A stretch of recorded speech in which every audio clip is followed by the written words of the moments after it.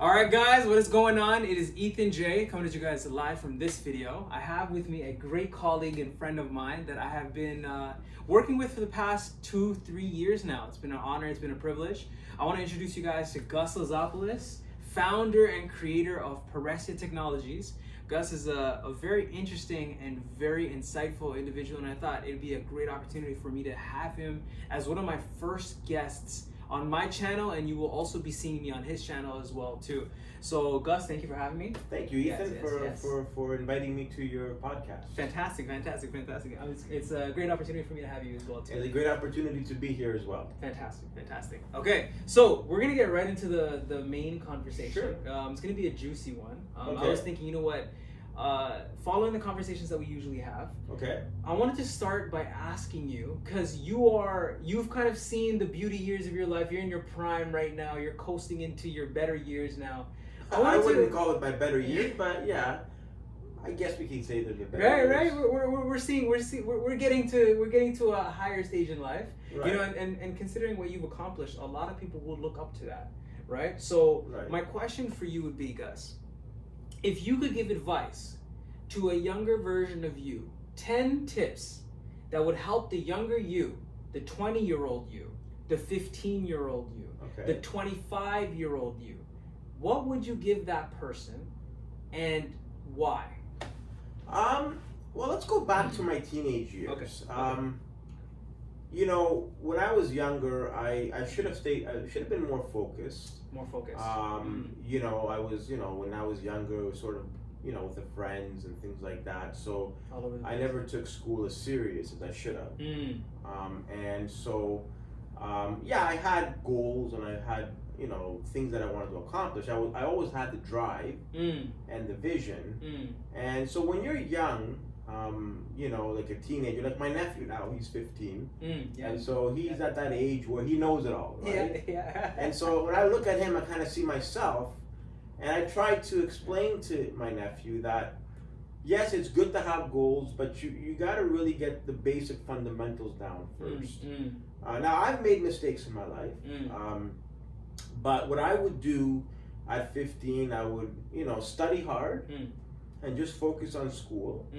And I would probably do more extracurricular work. And I wouldn't waste my time on things that, you shouldn't waste your time on. Right. Okay. And so that's from a career perspective. But also, being young, you should also enjoy your youth, right? Okay. So one of the regrets that I have is I didn't really have the fun that I wanted to have when I was younger, because I was trying to, Set the bar high. Go after. set the bar high, right? So, one thing I realized is you can do both, Right. right? You got to work towards it, but you got to be able to take baby steps to be able to achieve some of the things that you want to achieve. And I think had I done things a little bit differently, I think my life would have been significantly different today than it is. Would have been a lot different. So I remember in grade 11, I had a teacher named Miss Amlani. Miss Amlani.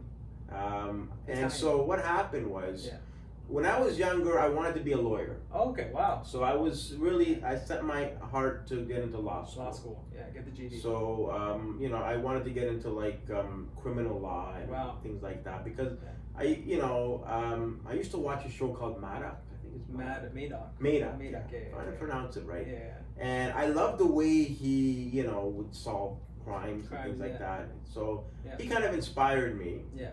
But then, something inside me told me that wasn't really for me. And then I was supposed to take an elective course. So I said, okay, let me take entrepreneurship, and then let's see what this is, So I took entrepreneurship, and I remember, the first thing Miss Amlani would tell us is that she would say that entrepreneurs are the ones that make the most money. They're the ones that can be successful, make a difference, and that really inspired me. And so there was an event with Junior Achievement that we were all invited to that year. And so there were all these rich guys in tuxedos, and they were all being driven in the limousines, and I was inspired by that. I'm like, you know what? This is me. I could totally see myself doing this, Yeah. right? And so I remember Mr. Milani told me I was going to do co-op, and she wanted to recommend me to do the incubation program, which I regret doing, not doing. Well, I regret not doing. Not doing, yeah. Ah. And so had I done that, who knows, maybe I would have had a startup back then. Yeah, yeah. And that was during the dot-com era, late 90s. Late 90s. Yeah. You know, late 98, 99, 97. AOL era. Yeah, the AOL. That's when the internet was starting out, and Yeah. sort of, I was inspired by that kind of stuff, you know, and so I should have kind of done that instead of wasting a lot of years, you know, going from one job to another. Just learning, I guess, you know. So that's one of the regrets that I had. Had I done that, I think my life would have turned out completely different. Definitely, yeah. You know, I would have not had to go through all of the BS, if you want to call it. Yeah, definitely. Yeah, that I've gone through. So, but anyways. Yeah. I see 3 points here already. So the first one we mentioned was not being more focused. So that's step number 1, right? Step number 2 that I see you mentioned was having fun as well too, right? Having a balance, right? And the third thing is not taking the right steps in terms of extracurricular activities that could have fast tracked your progress. Correct. Right. So these are 3 really good points that Gus has mentioned here. Right. You know, I really like these. Stream on to a few more here that you think that could really be. You know, I'm going to get a little personal here. Yeah, for sure. Around the age of 16, I started getting panic attacks. Panic attacks. And it really got really bad to a point where you know, it became intolerable. You know, it was you know, you feel like you're gonna die. You know. Yeah, and anxiety is intense. And one of the mistakes that I did make is I should have had that treated. I mean, let it go for so many years, and recently I'm getting it treated, and I regret not doing that. Sooner. So if you have a medical condition, fix it. Don't leave it. Yeah. That's something that you know, could help you on your journey. To help you on your journey. So that's one regret. Yeah. It's a powerful number 4 right there. Yeah, very important. So you got to look after your health. Yeah.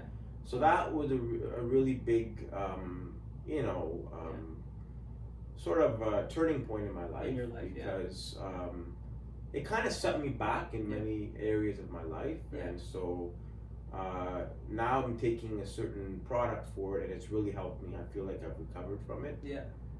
I mean, I'm always gonna have anxiety. It's always in there, but at least I'm learning to manage it. Yeah. And so, because everybody's got something to do. 100%. Right? Oh yeah. So, yeah. So in essence, that's one thing I regret.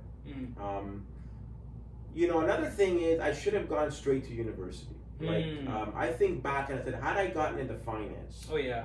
So I was looking at a program with Rotman. At that point, they had, I think it was called the Bachelor's of Commerce, specialization in finance. So had I done that, maybe I would have been a day trader or gotten into investment banking.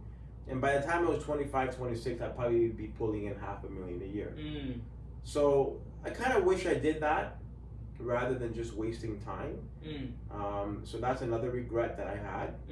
Education, taking advantage. Education. I mean, I did go to school. I finished all my degrees. I'm working on my PhD right now. I'm 41. Mind you, most of my classmates are in the 50s, so I think I'm ahead of the curve there.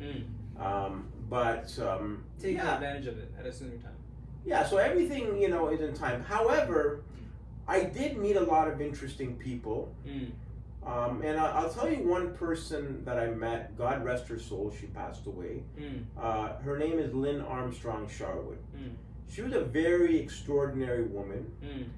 She was married to an ex-banker, Gordon Sharwood. He was, at one point, I think he was a chief operating officer of CIBC at one point, second in command. Wow, yeah. And so I met that family, and I was doing a lot of work for her. This was my early 20s for her foundation. So she would basically have forums where she would arrange financiers and entrepreneurs to come together to basically companies that are kind of existing but are going into the growth stage. So this is the stage where companies will start forming a board of directors and because they need to raise money to get to the next level, right? So I met a lot of interesting people through her, and she was a very extraordinary woman. Her energy was through the roof, Mm. very different, Mm. and definitely I would call her a society woman. Mm. She always wore the hats and the feather, and she Ah. would stand out. Yeah. And she was like a second mom to me. Mm. And so she would always tell me, "Hey Gus, stop trying to be an ordinary person, because I'm the kind of guy I just want to fit in, Mm. And she says, "Well, you're different, right?" So she made me realize that, she inspired me not to give up, right, Mm. and to be able to fight for my dream. So even though, you may have this perfect plan of, okay, I want to go to UFT. I was even thinking at one point even going to Harvard to do my MBA. Mm. I don't know how I was going to pay for it. That's $150,000 tuition, but Yeah. I felt like, I don't want to sound arrogant, Yeah. but I confidently, I know I have the mindset, Yeah. or I had the mindset Yeah. to be able to compete at that level. Yeah. Yeah. And so, like I can definitely, I still saw myself there. Even though I didn't go to the Ivy Leagues, Mm. I still managed to get all my paper credentials and Mm-hmm. things like that. Mm-hmm. And who knows, I may go do the executive program, 6-month program there in the future. So just to get into their alumni. So that's, 100%, yeah. a lot of CEOs do that, right? Yeah. It's just like a 6-month thing. You get your, there's a certificate, and you get into the alumni program. So that's just more for networking than anything else. Mm. Because when you can get into a small group of people, Mm. that opens up doors. So it's all about networking. Right? Yeah. And so I did a lot of networking in my 20s. Mm-hmm. I don't do as much now. I still do it, but I'm just so busy right now because I'm working in 4 jobs. I'm an academic right now. I'm a professor. Of course. And Ethan, I never really planned to be a professor. Mm. It was never in my mindset. I just wanted to get into business. Yeah. But And you see how that happened was you networked with the right person who opened that Correct. door for you. So the point that I'm getting here is be powerful and mindful of your network. yes. Which is another great point, right? Fantastic. I love that. So I'll tell you the story. Going back to 2013, Mm. now in my 30s. Mm. So I wanted to finish some classes. So I took 6 months off work. Mm. I said, okay, let me go, because I wasn't happy. I was working about 10 years in construction management, Mm. which I hated. Hated it. Okay. It wasn't for me. It just was not. I mean, I learned a lot there, but I didn't feel like I was getting anywhere. And I don't know how I got into that industry. I think I kind of Just found your way there. I just somehow I drifted away from my original plan. Yeah. I mean, I was interested in home building, so I decided to do my diploma in construction engineering because it was, kind of took an interest in that. However, I decided to take some time off. I went to go finish my couple of courses, and I met a gentleman by the name of Harmeet Kohli. He was the program coordinator at George Brown. And so I took classes with him and other instructors, and then at the end of the program, he calls me into his office and he says, "Hey, Gus, you want to come teach for us?" Mm. And I was floored, when he asked me to teach. I'm like, I don't really know if I really want to teach. It wasn't really something I planned on doing. Mm. But then he told me how much money I was going to make. And I'm like, hell yeah, I'll take the job. Mm. And Ethan, I had no clue about teaching. Mm.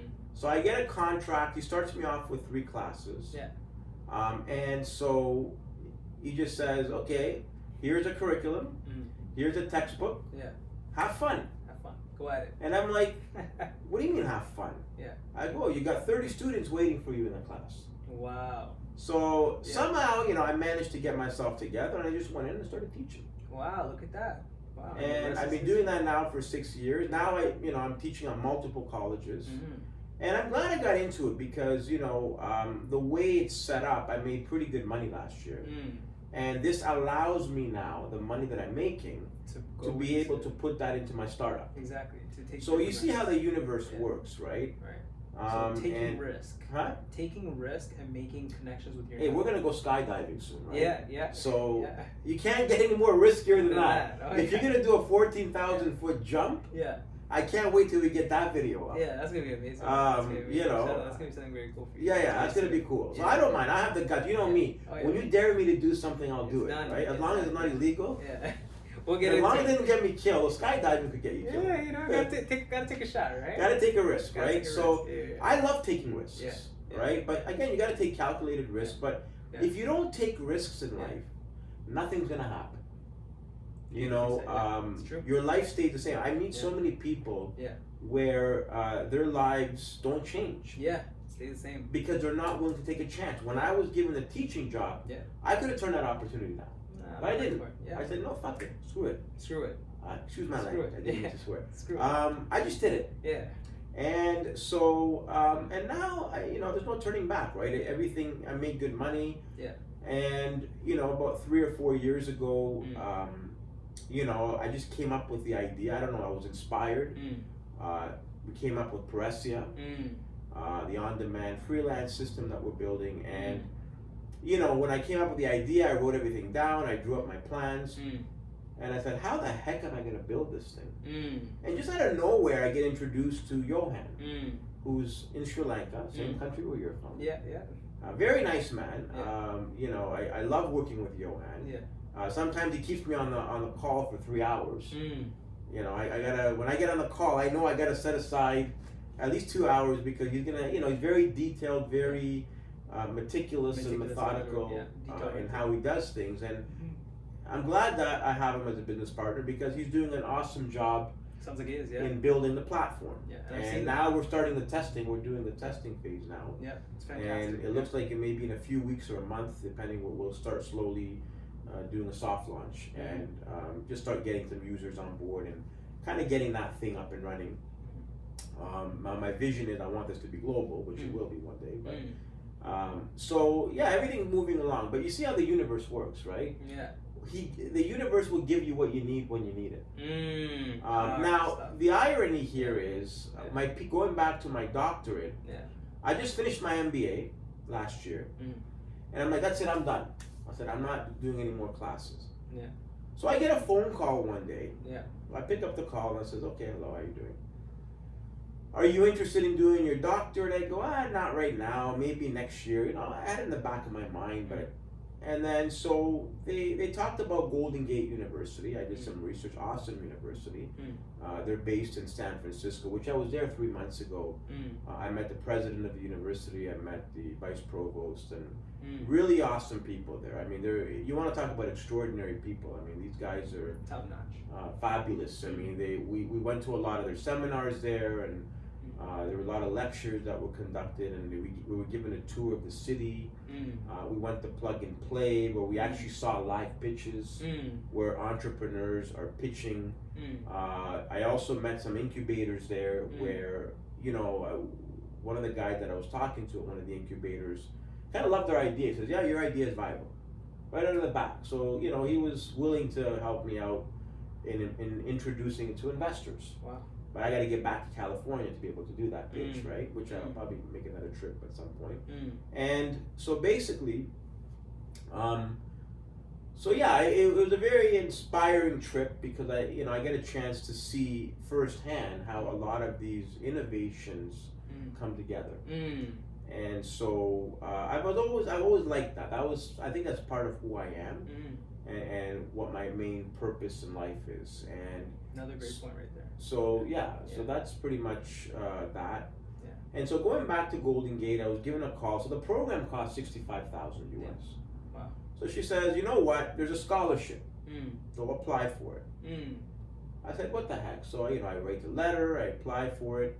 University was impressed, and they said, okay, we're going to give you an 80% scholarship. So I ended up paying like $12,000 for it. Wow, really good markup.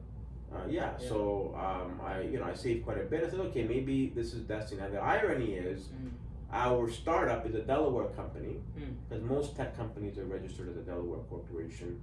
And I registered it in California, in San Francisco, because, or if it's not for anywhere between San Francisco and San Jose, that whole strip is Silicon Valley. So a lot of the major tech companies, their main offices are there. So we decided that yes, if we really want to turn this into a global operation, we need to have our main presence there. Because we got to think long term. And then I get a call from these guys, which is right in the center of the epicenter of Silicon Valley. Yeah. So, you got to look at destiny and how it works, right? So everything happens for a reason. So I said, I think I have to take this. Maybe I'm going to get something out of it. Not just a doctorate, but I might make some good contacts that may help our startup or our operations down the road. So you know, one thing I learned about life, Ethan, Mm-hmm. is we can sit down and we can write a perfect plan. Mm-hmm.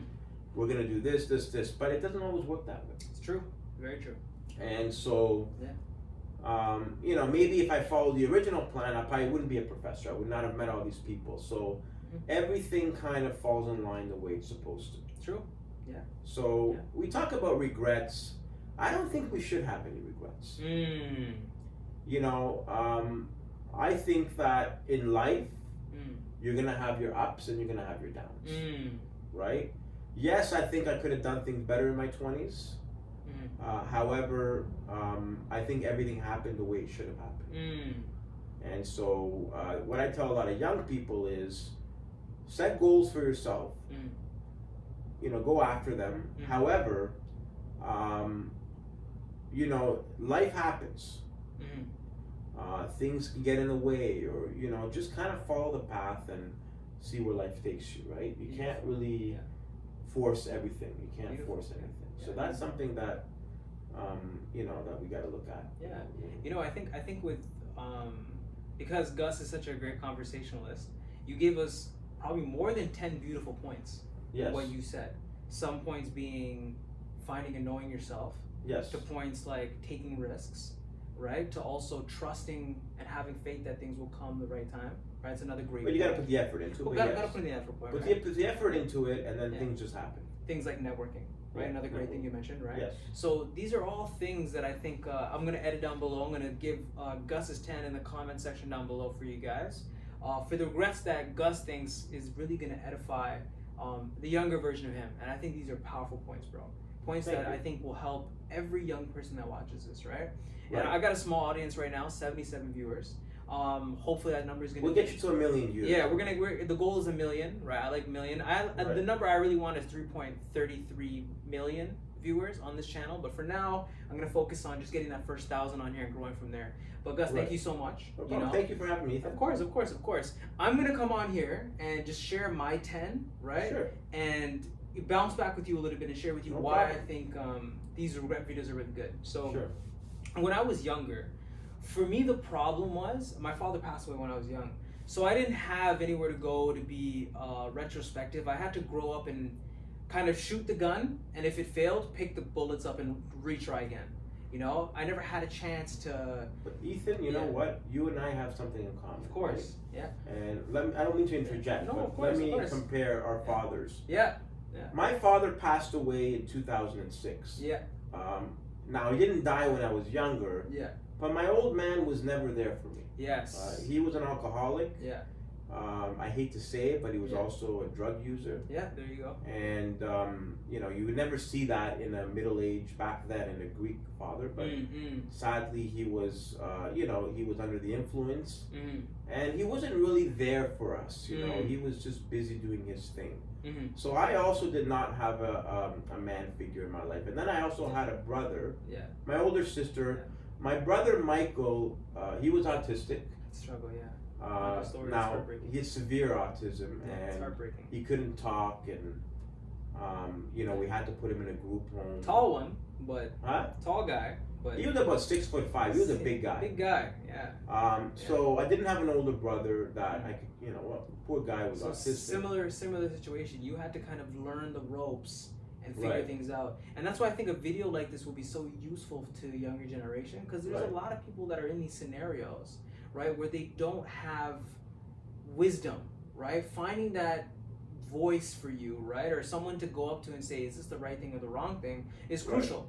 You know, I was looking for that ever since I was young, and what my mistake was, my first regret, right, was I was watching entertainment and content at a young age that wasn't beneficial to my growth as a man.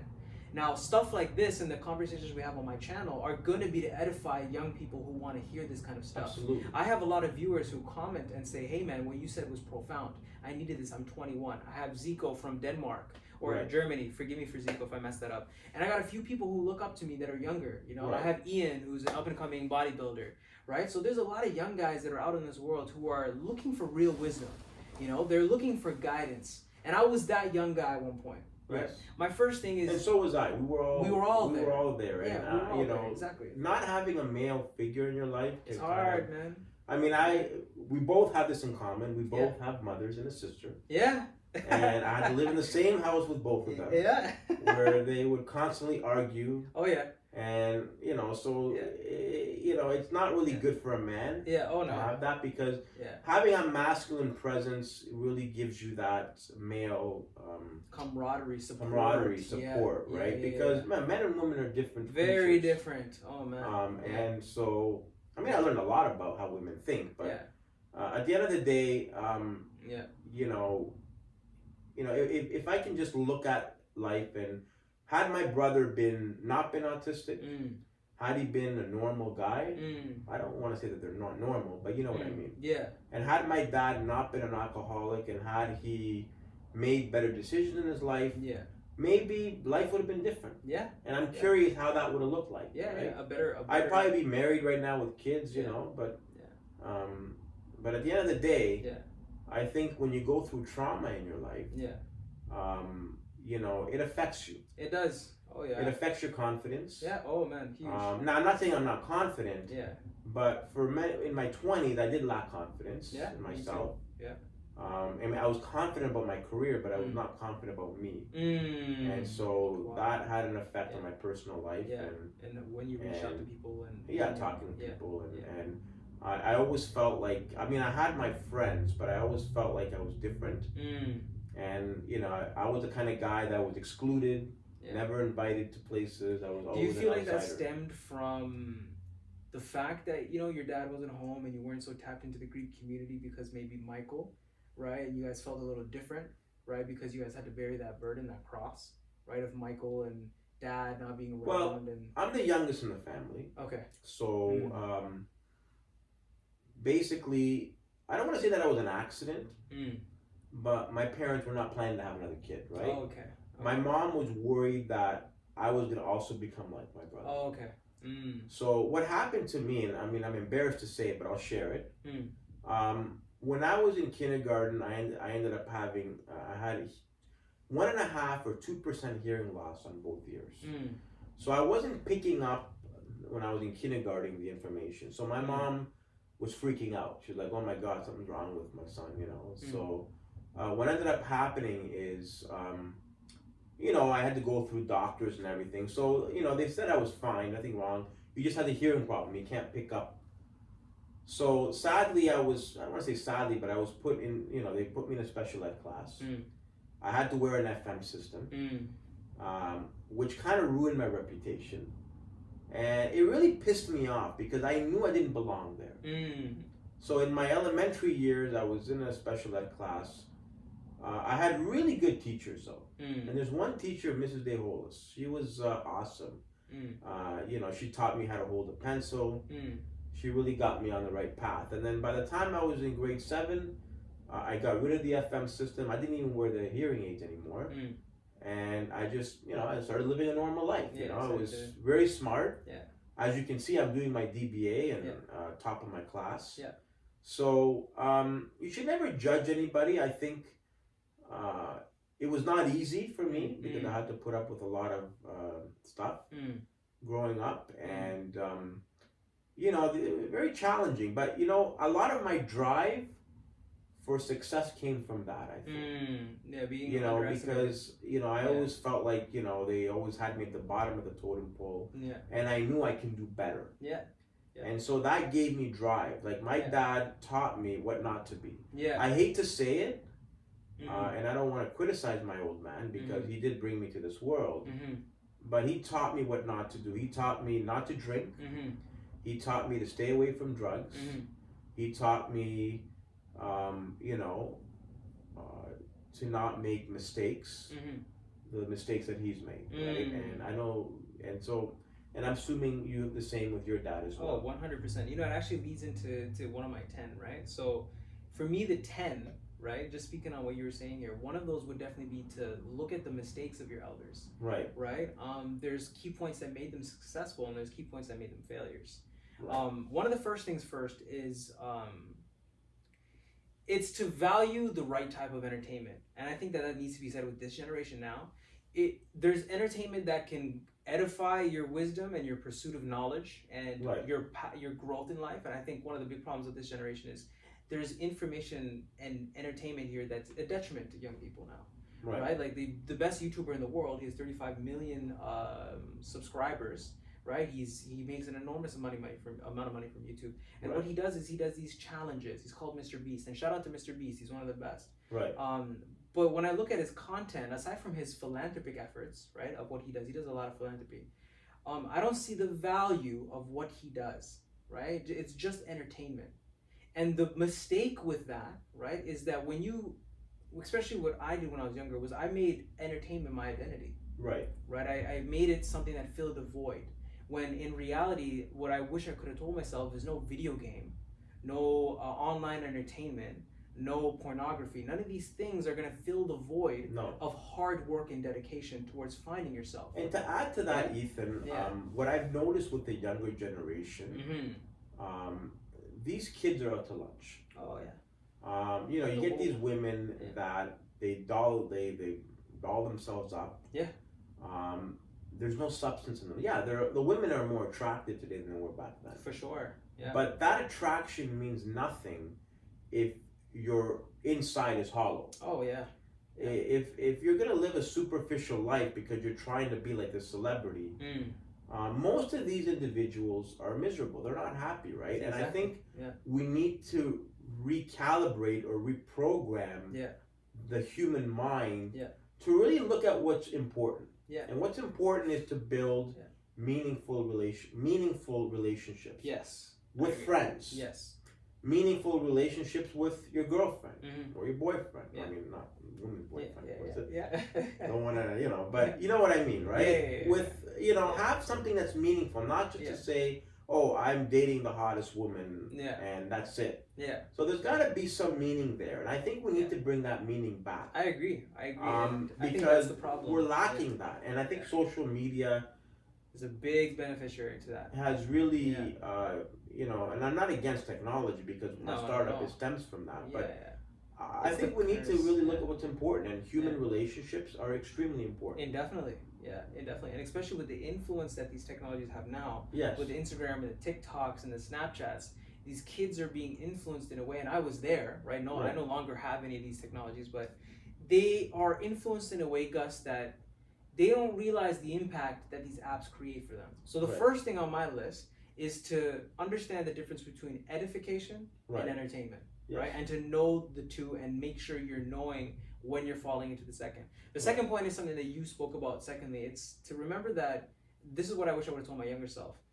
Don't think of your past as your future. So don't look at your father and your mother and what's happened before and think of that as what your life is going to be in the future. No. You're creating that destiny every single day, right? And of course, these people have come into your life and made your life the way that it is. Right. But you have the choice every single day to say, you know what, you wrote your story like this, but I get to write my story like this.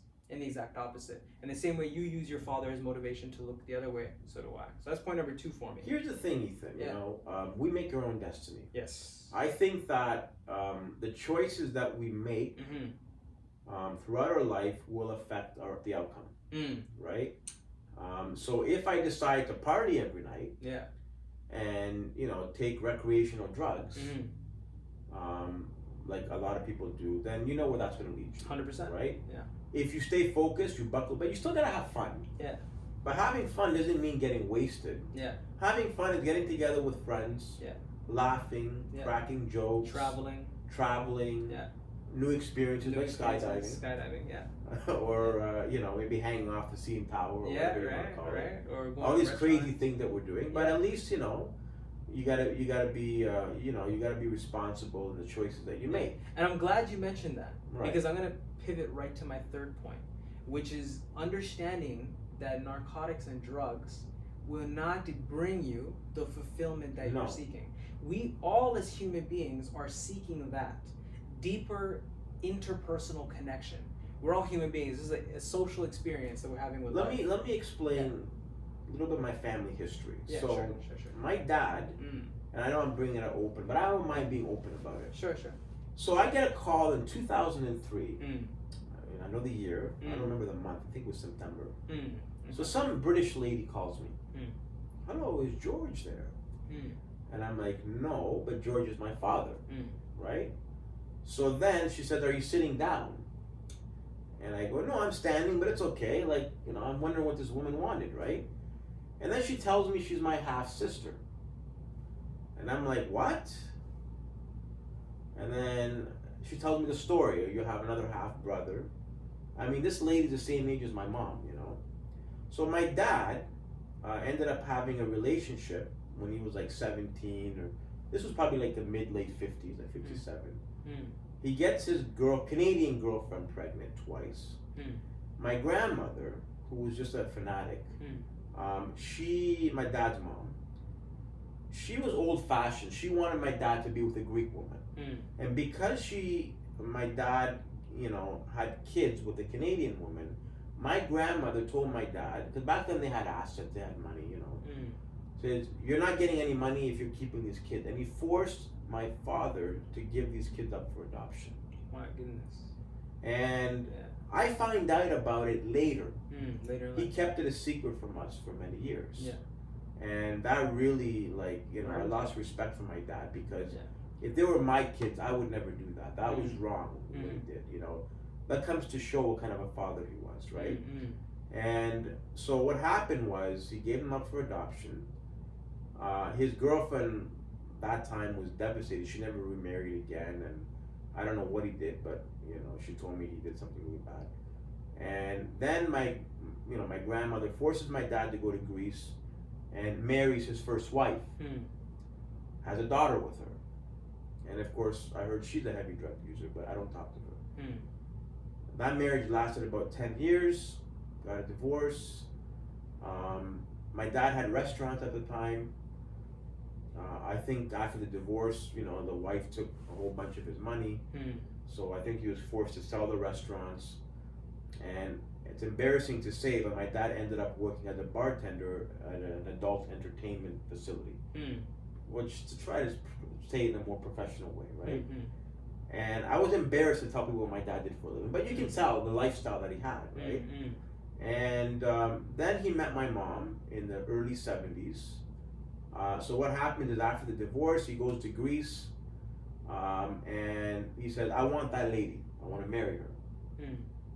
So, the old-fashioned how they are. So my mom's parents, oh yeah, you should go to Canada. So they pushed my mom to marry my dad. A month later, she marries my dad. There's no romance, there's no love, nothing. Had my sister, had my brother, and then eventually I was born. Wow. And that's pretty much how the story was with my dad. And he kept stuff from us, but sometimes I wonder if I'm even related to the man, because him and I are two different people. Two different people, I always ask my mom, are you sure I'm not adopted, Well, I mean, I look like them, so obviously has not. to be some relation, So, but at the end of the day, I'm being open about it, because I think a lot of people, could learn from these your stories. audience and people in the world can relate to this, because you would never expect this from a traditional Greek family. No. And that's probably, it adds to the feeling of ostracization, right? Of being different.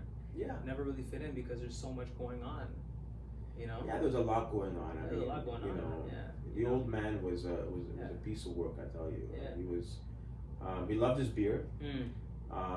He would go down to the basement, watch his hockey game, and by the end of the game, he'd have like probably 20 beers on the table. Oof. And the man loved his booze, right? Yeah. And so, I just, what kind of example are you setting for your kids, right? Terrible example. But luckily for me, I didn't end up like him. Yeah, you picked it up. I picked it up. I was very smart. I had to fight a lot of battles in my younger years. And at the end of the day, I think that what made me strong and resilient, because I do consider myself a strong person internally, is, I know we're making this all about me, but we're gonna get back to you. No, of course. Is that the experience that I had growing up, right? Yeah. Being in a special ed class, putting up with a lot of BS. I wouldn't say that I was bullied, because I don't take shit from anybody. Don't take shit from no one. I always stood my ground. Yeah. Because I was a tough kid. Yeah. I was strong, Mm. and almost got in trouble a few times. But anyways, It's all good. but Mm. you know, that's who I am, right? And at the end of the day, that made me very stubborn. I'm very headfast set on achieving my goals and being successful. Yeah. Now, Yeah.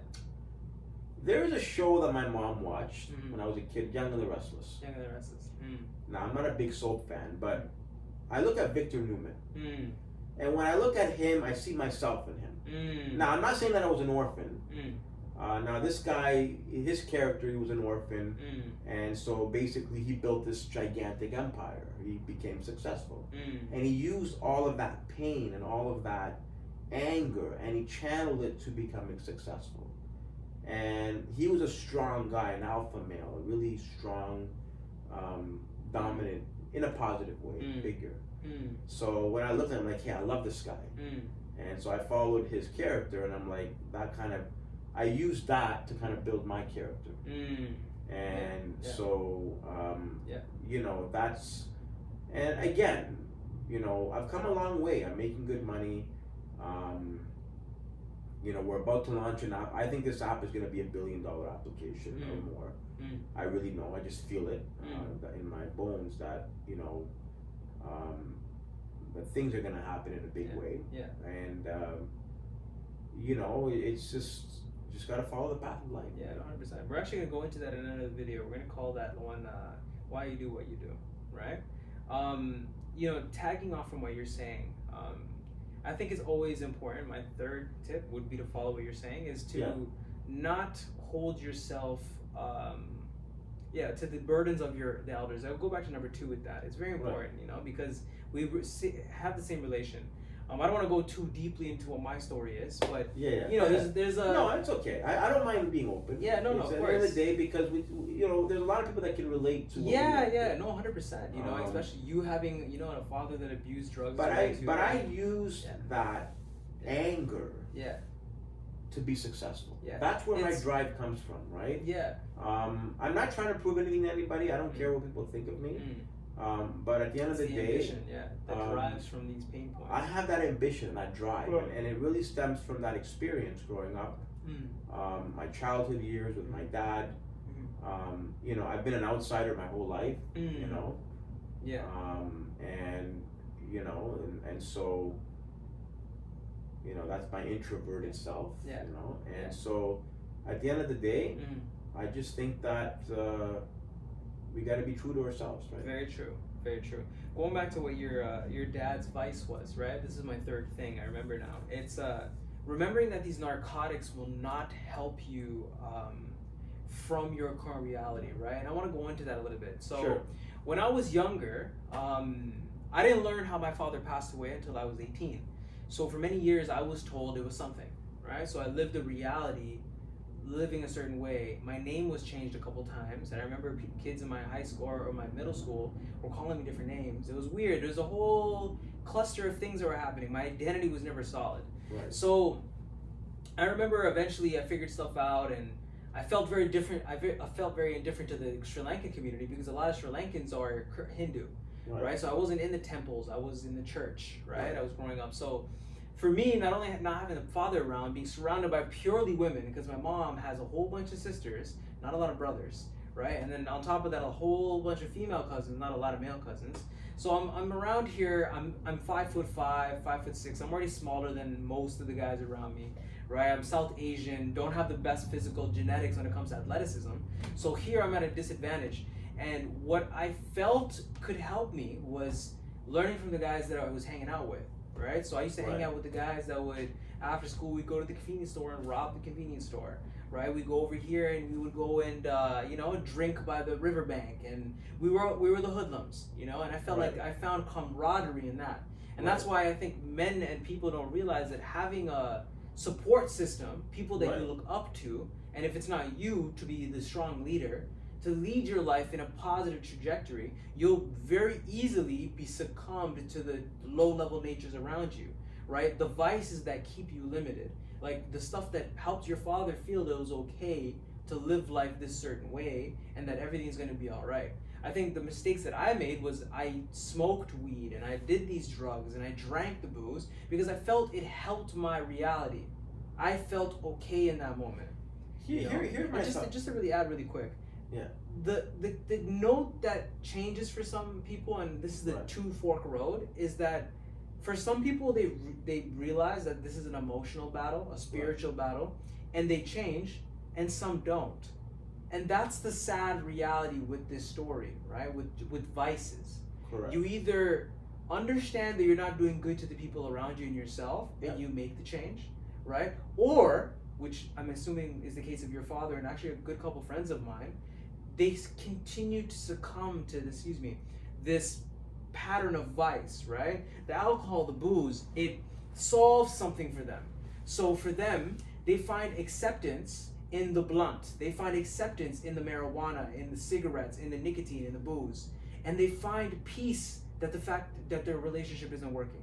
They find peace that their wife doesn't love them. They find peace that the fact that, okay, it doesn't matter if I'm overweight. It doesn't matter if I'm bankrupt. It's because I have the marijuana. I have the alcohol. Okay. And when I was younger, that's, Gus, what was good for me. It made me feel right. I woke up one day and I had a revelation, man, and I'll never forget it, right? And this is how I know that God really is true. He Of course, exists. God because is great. He's great. There's a coach who reached out to me, right? And I used to, when I was in high school, I was a little bit on the chubbier side, and I was bigger. Most people don't know this, that I was a complete different guy, right? I was chubby, I was fat, I didn't want to work out, I didn't have passion for athleticism. Right. And I remember a group of my friends, they took me to a area in Markham, and they're like, hey man, come on out, and we're just gonna go work out. We're just gonna go meet this coach. He's around here, you know. We're just gonna meet him. And it was just this guy who, he wasn't a big name, right? He was just a regular dude. He would come out and he would just see the neighborhood kids watch basketball, and he would just start to give them tips, right? So I'd sit there and I'd see this guy, and he had a training session that he'd do every single Monday, Tuesday, Wednesday, Thursday, Friday, 6 a.m. You guys coming out, we come to this park, you don't pay me nothing, and we train, right? So I'm like, okay, let me go and do this, right? First session I get out there, I almost puked. Like it was tough. Wow. We did 1 minute drills for 1 kilometer. We did running laps. We did suicides. We did so many drills. Wow. Right? And I think back to what this guy did for me, right? Because at the time, I was this C+ student, right? C+ C student.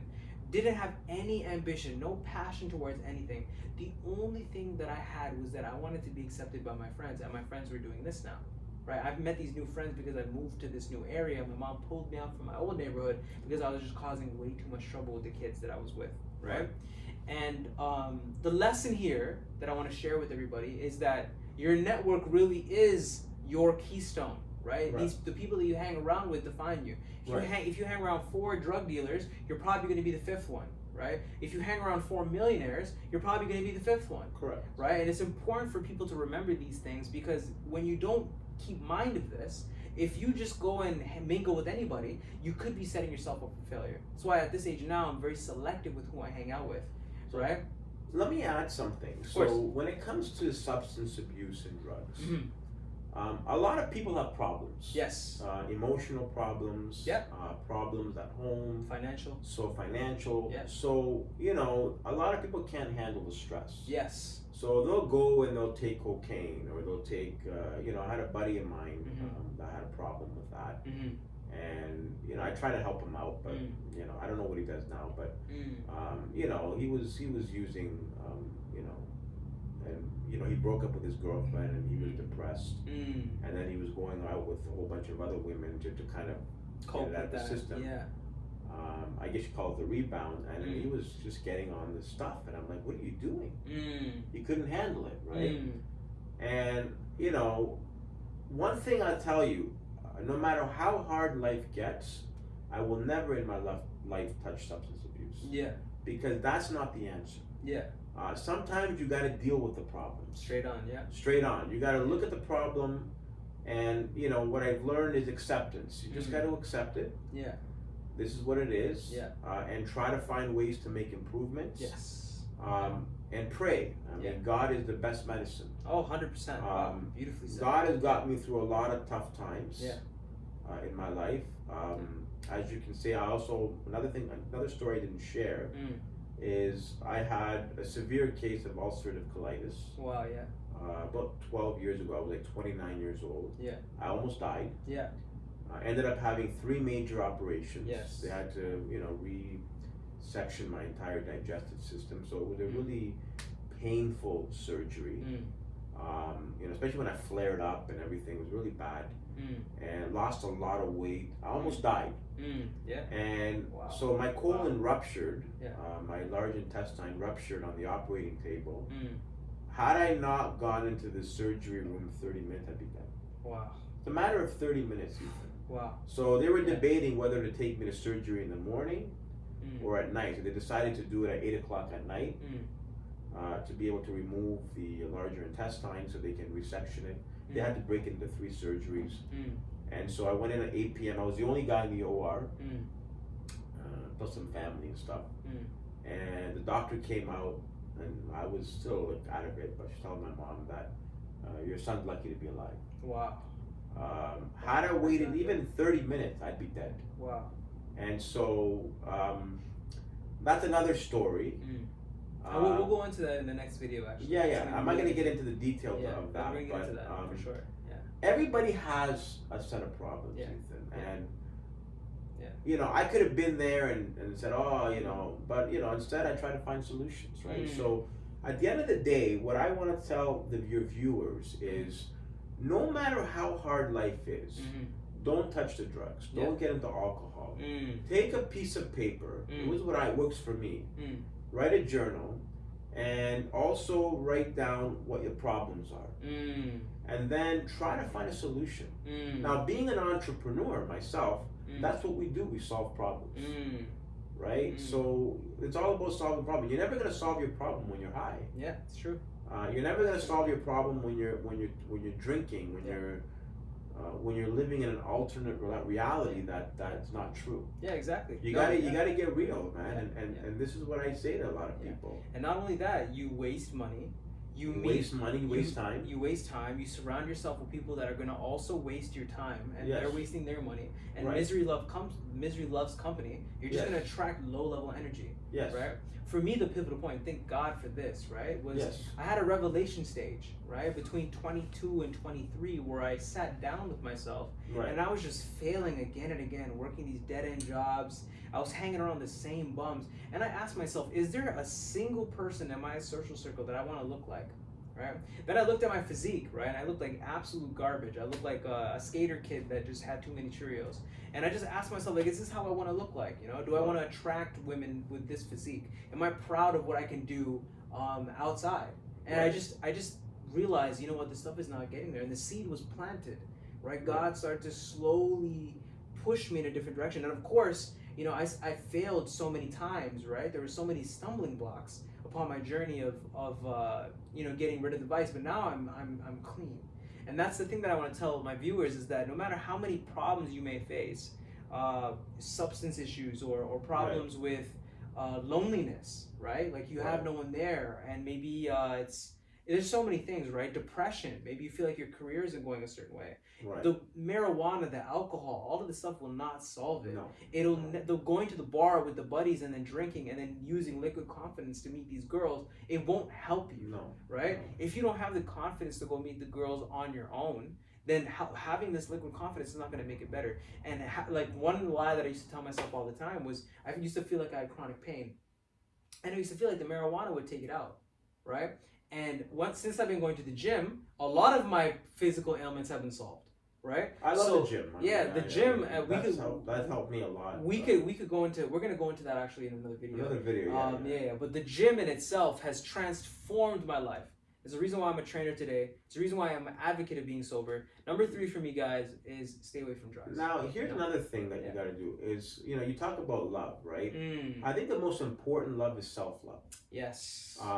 Everybody's trying to find love from somebody else, but I think before you can even do that, you got to love yourself. And if you're drinking and you're doing drugs and you're wasting time, then you don't love yourself. It's true. If you go to the gym, you work out, you eat healthy, you set goals for yourself, you start doing things that can kind of put you on a positive trajectory, then that will help you attract good people, right? So it's all about energy. So when you look at your vibration, you know, you want to be able to vibrate at a higher level. Higher level, yeah. And you know, that's why my whole life I always attracted people that were business people, or people that are smart. Yeah. You know, like Johan and other people, right? And I mean, the guy went to MIT, for crying out loud. I mean, he did some stuff there with MIT. So very smart guy, and I was privileged to work with him and have him as my chief technology officer at Brescia. And so, and meeting Lynn Armstrong Sharwood and her husband, who was also listed on the Canadian establishment. And so I got a chance to hang out with these guys. They're older than me, obviously, but so at the end of the day, you are who you attract, right? Yes. Very true. So you want to be able to have a higher vibration. Drugs, alcohol is nothing but low energy. Low energy. And this is what we got. This is the problem today. You know, you go downtown. We went a couple weekends ago. We went down to Queen Street West or King West, that whole area.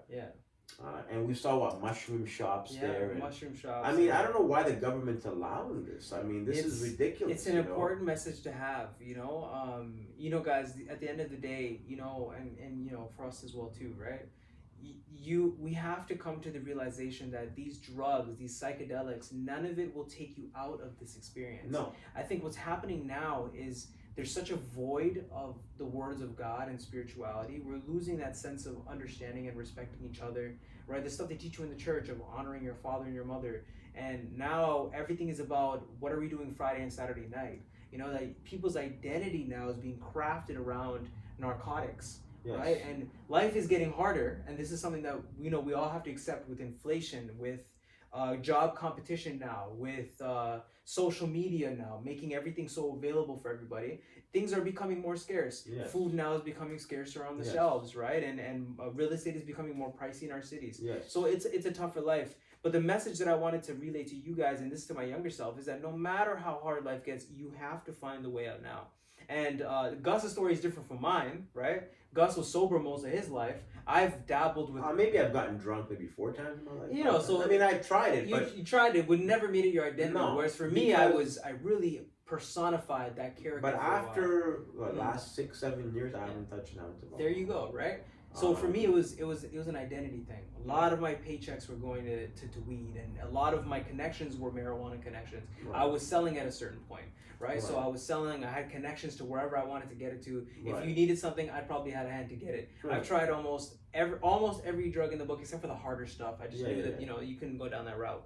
And what I can tell you guys is that it will not save you. The stuff that will help you the most, and we're gonna go into step 4 here, is you need to develop habitual patterns that give you positive compound interest in your life, right? And that's my 4th point. You have to be able to find things that grow your life in a positive way. At some point, because I was so young, Gus, and didn't have that look, self-love wasn't a real conversation for me. I didn't really know what self-love was. I didn't really know what myself was. So I was discovering myself. I was taking all these personality tests. I didn't know, for a long time I thought I was an introvert, right? I thought I was, so many other things. A lot of people now tell me, you thought you were an introvert, you're crazy. And I just... So you're the extrovert, I'm the introvert. Yeah. For a long time, I thought I was an introvert, right? So for so many years, I just didn't know myself. But as I've grown to figure out myself, I'm going to number 6 here now, right? You have to find out yourself. Figure yourself out. Learn who you are, right? That's a piece of advice that would really help you out. When you live in delusion and you let your group define who you are, you're never going to be able to learn and help people the best way you can with what you have been given. Right? So here's the thing, it's not about collective thinking, it's all about individual thinking. It is, right? yes. And everybody's different. And so, when you're young, in your teens or early 20s, it's all about the friends. My nephew is 15, it's all about his friends. But I give him prep talks. I say, listen, you know what? Hang out with your friends, have fun, but be you. Don't try to be them, right? And if they don't accept you for who you are, then they're not your friends, right? Yeah, exactly. And so that's, at the end of the day, friendship. Another thing I want to define is not something that people that you just go to clubs with Mm. or you go out with. A friend, a real friend, is there when you're in trouble. Exactly. When you're where they can call you at 2 o'clock in the morning and they'll be there for you. Yes. Not just, hey, let's go out and have fun. Yeah, it's a friend who can sow into you, give you Yes. wisdom, right? Give you wisdom, give you and ideas, give you motivation, give correct. you insight, Yes, right? and Positively feed into your life. And I think one of the big things I just want to add in there is sometimes, especially in the world that we live in today, you don't really find that too often. no, You know, when I was growing up, maybe it was my skin tone, maybe it was my race, maybe it was just the place that I was in. I just never found people that really not only believed in what my capability was, but I didn't have that look, right? So I lost that. But the beauty of that, right, out of the struggle of not having it and my journey in the past couple of years, is now I'm that source for a lot of people. Right. So the thing that I was missing is a source I'm giving to others now, and I'm seeing the transformation of that impact in people's lives, right. and I know that this is the thing that people needed. Right. Going to point number 7: be the change that you want to see in the world. Right. I didn't realize that I had power in my influence. Right. I thought I was just going to be this shy kid who grew up with no parent. Parent was on welfare. I was going to grow up in poverty, but Right. when I look at my history and I look at all the people that I've spoken to and all the lives that I've changed, right? It was small levels of influence that I was able to change people with. Right. And this is coming from a guy who at one point was homeless, at one point didn't have anything, was Wow. bankrupt, right? At the age of 20, right? Wow, Bankrupt. what a story. Hey, I have so many things going on. Right. Now I'm working on so many things, working at different companies, building my legacy now slowly, Yes. right? There's still pieces I have to figure out, and I'll be honest, there's a lot of demons that I still have to slay, right? But things are so different at a certain point. So my point that I want to relay to a young generation is be the change you want to see in the world. Let's say you don't have positive people in your life, be the positive person. Maybe you're not the strong person in your life, or you don't have them around you, become the strong person in your life. Here's another thing I want to mention, okay? Yeah. If you have people in your circle that are negative or pulling you back, cut them off. Cut them off. Oh man, I'm gonna Don't take be that around because there's an old saying, right? Tell me who your friends are, and I'll tell you who you are. Right? Yeah. So with me, I want to be around successful people. Yes. I mean, I'd love to hang out with Elon Musk. That guy's smart. Yeah, he's a good smart. I mean, Elon Musk is, and if you look at him, he was probably a weird kid when he was younger. Oh, for sure. Right? But he's smart. Oh, yeah. I mean, the guy is one of the richest guys in the world. Very innovative. And I look up to him, as one of the successful entrepreneurs. And so, you want to be around people that basically your tribe. I'm an old soul, so I want to be around my tribe. I can never hang out with people that, like I'm not big on sports. So if somebody starts talking about basketball, I mean, you probably know, or hockey. I mean, I know basic stuff. I can't really join that conversation. Now, if we talk about politics, then yeah, we can talk about policies and some of the failed policies of the current government. That's a whole other video. We won't get into that.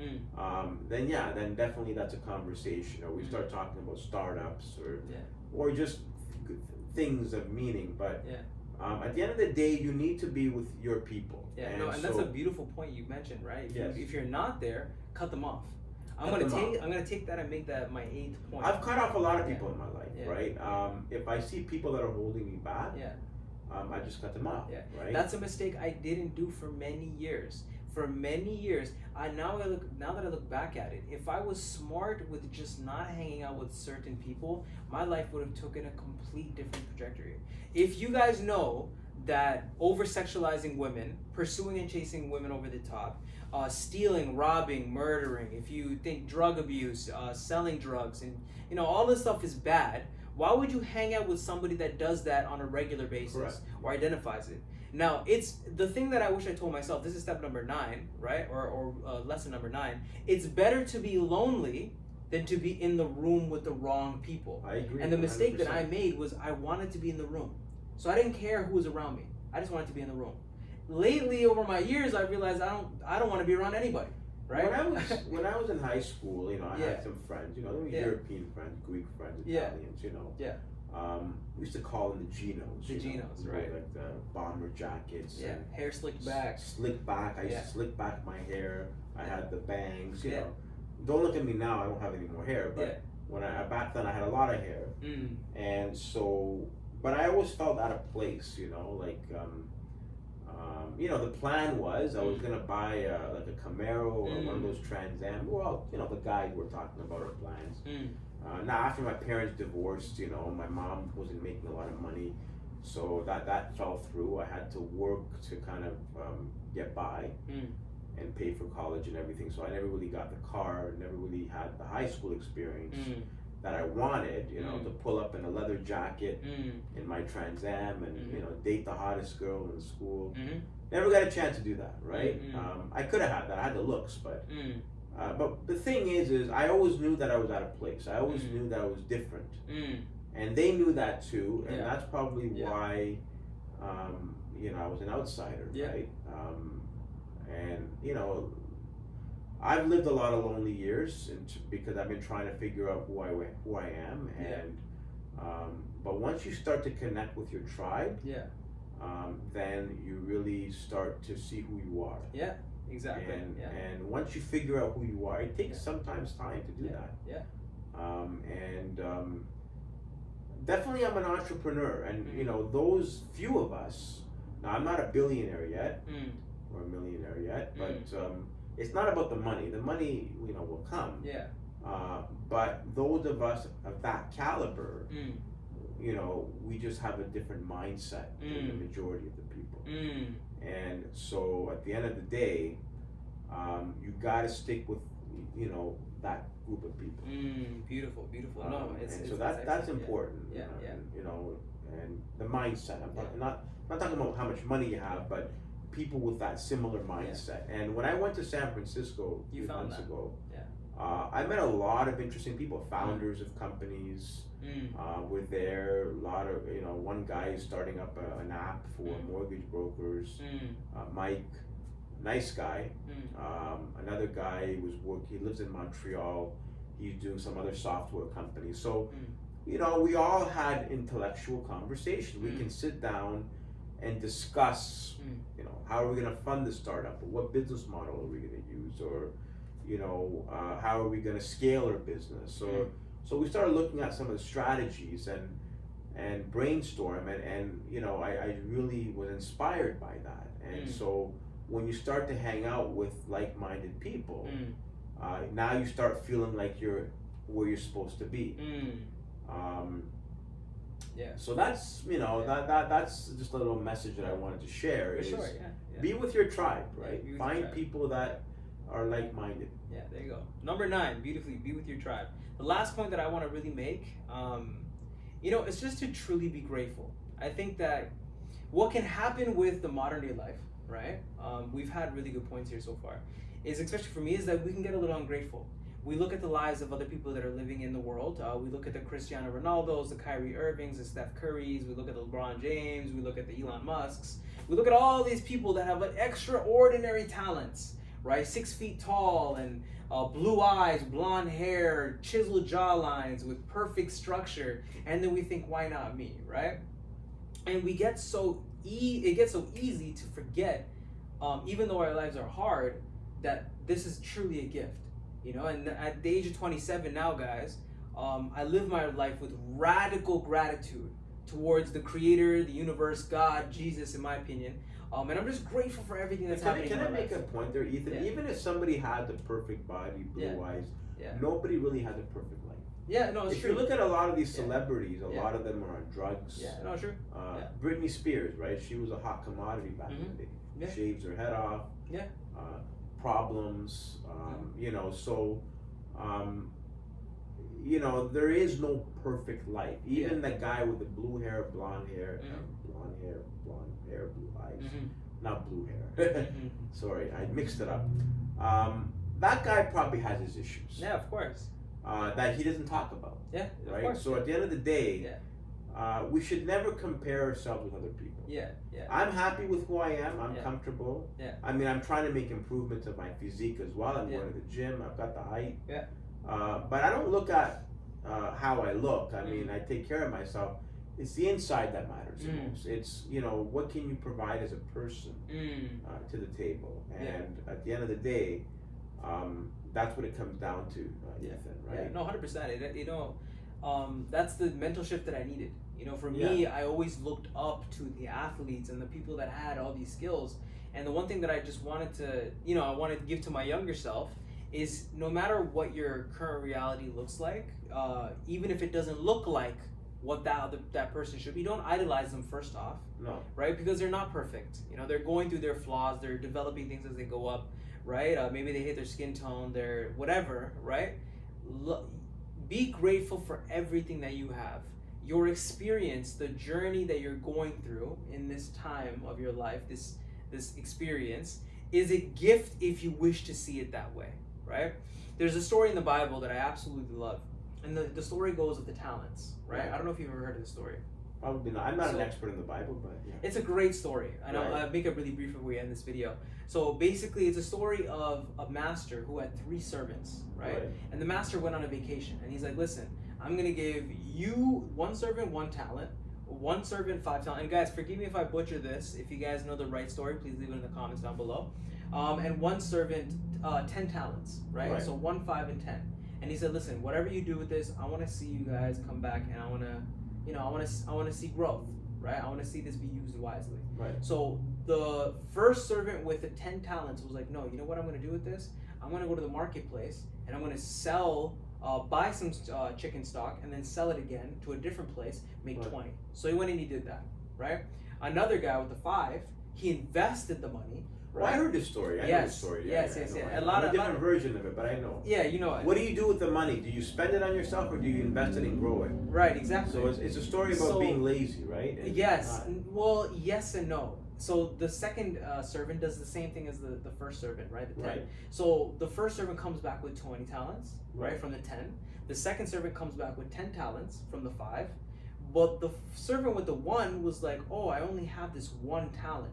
I don't want to go and ruin it. So he found a plot of land, dug a hole, put his talent in there, and he hit it up, right? So the master comes back, and the master's like, so what did you guys do? So the talent with the 10 talents is like, here, master, you gave me 10, I'm bringing you back 20. And he's like, listen, you right here, you did everything I wanted you to do. You have riches with me, right? Come back and be with me, right? Fantastic. Same thing with the next servant, right? Oh, listen, I gave you 5, you gave me back 10, did amazing, fantastic, okay? Come back with me. You did everything I want you to do. The third servant comes back and he says, listen, master, I know you only gave me 1 talent. You wanted me to be careful with it, so instead, you know what I'm going to do? I just buried it. Here's your 1 talent back.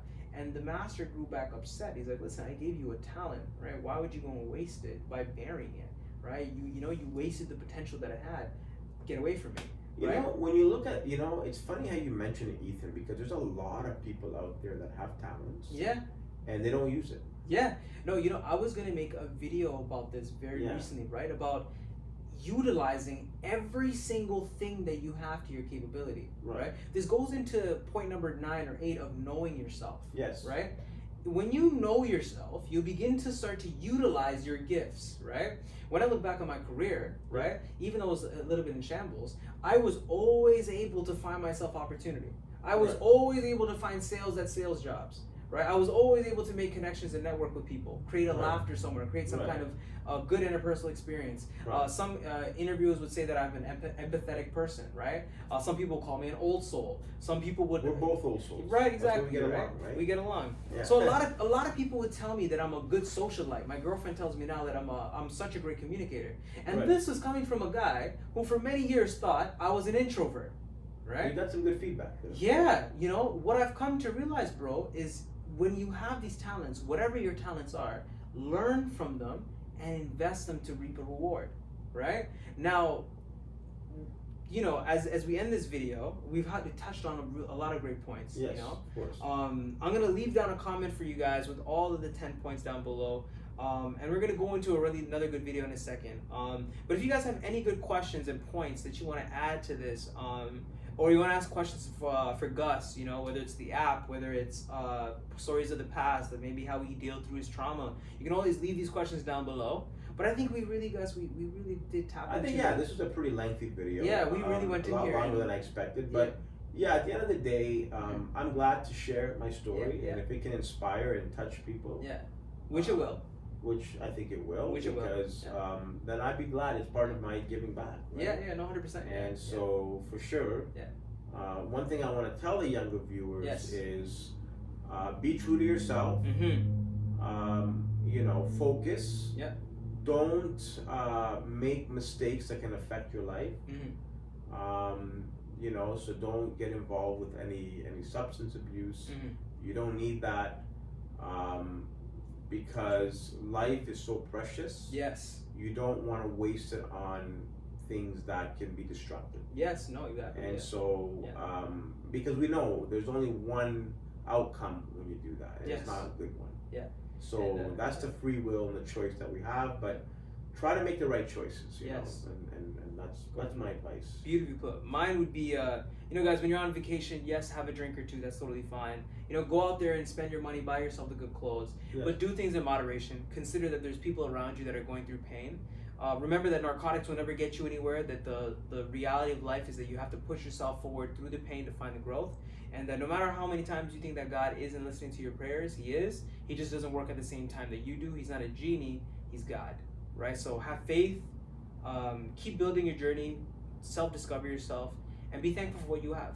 You know, so Gus, thank you so much for this. Thank you, Ethan. I appreciate it. Pleasure. Looking forward to doing more videos with you. I hope it definitely that more videos to come. You know, I really love doing these. You know, and definitely as we start to launch Perceptive, and we start to see growth, we'll be doing a lot more reviews on that. Because I think Perceptive will help a lot of people. It'll create job, income opportunities for people. It'll create, you know, services that people need. And so, you know, we're trying to solve some of the problems in the market and, you know, be able to innovate and make a difference. And that's what we do. That's what we're leaders, right? And leadership is all about having that vision. And being able to make that difference. And solving a solution, right, for a problem that's in the market, right? Yes. You know, so guys, if you guys want to hear the juice and the story behind Perceptive, I'm going to leave a link down below for the video on the story of Perceptive. Stay tuned for that. It's going to be very good. But I guess we're going to chop it up here. And we're going to get to the next juicy video in this second moment. So, all right. Thank you, Ethan. I appreciate your time. Yes. All right, guys. Take care. Thank you, guys. All right. Okay.